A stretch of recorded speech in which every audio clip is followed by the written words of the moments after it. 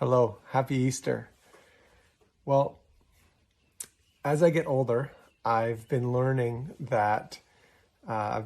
to keep the noise level down.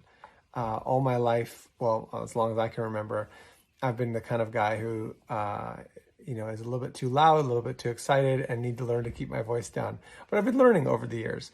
And, I think the story that we're looking at today, I feel like in Mark's gospel, I really connect with this guy. In Mark chapter 10, there's a blind man named Bartimaeus. Let me read you the story.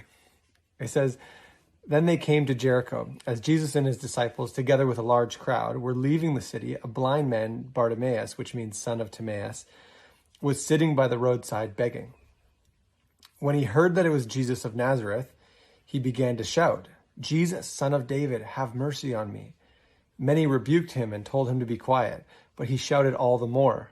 So this is the part that I kind of relate with. He said, "Son of David, have mercy on me." And Jesus stopped and said, "Call him."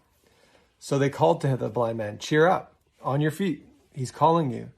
Throwing his cloak aside, he jumped to his feet and came to Jesus. "What do you want me to do for you?" Jesus asked him. The blind man said, "Rabbi, I want to see." "Go," said Jesus. "Your faith has healed you." Immediately he received his sight and followed Jesus along the road. So I think, I really relate to this guy in the sense of like, he's people are like, hey, they told him to be quiet, but he just shouted all the more.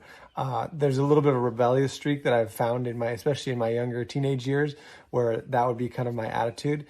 But like I said, through the years, I've learned to keep my voice down a little bit, especially when it's appropriate.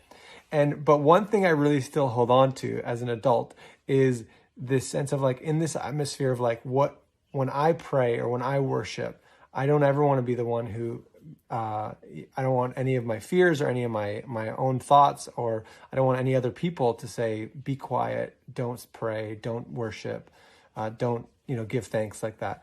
So I want to be bold in that still.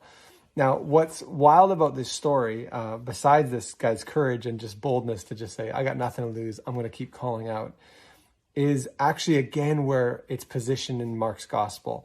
So again, Mark has this, is putting this right in the middle of after Jesus has been trying to tell his disciples what's going to happen to him. He's going to go, he's going to be arrested and crucified, and he's going to rise again. And it says his disciples just aren't getting it. They're not asking questions along that same line. And then again, there's a story, and Jesus has this encounter with a blind man, and he opens his sight. And then after the blind man sees, it says he followed Jesus on the way. And I think that's what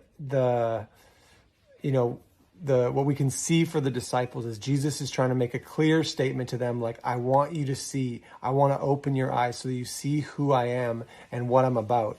And the other side of it is for us personally, I just think about us, that's a great prayer to pray, that we would be people who pray, hey, God, help me to see who you really are. Here's the encouraging part. The encouraging part is Jesus is intentional, he's patient, and he continually is helping his closest followers see more of what he's really like and how he wants to do things. And so for us, we have that same encouragement. God cares about your view of him.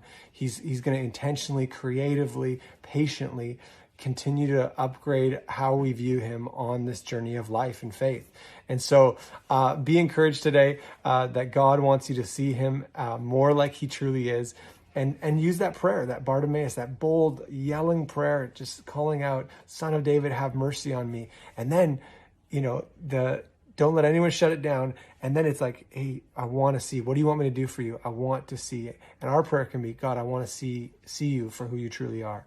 And I believe he'll continue to answer that prayer. Okay, love you lots. Happy Easter.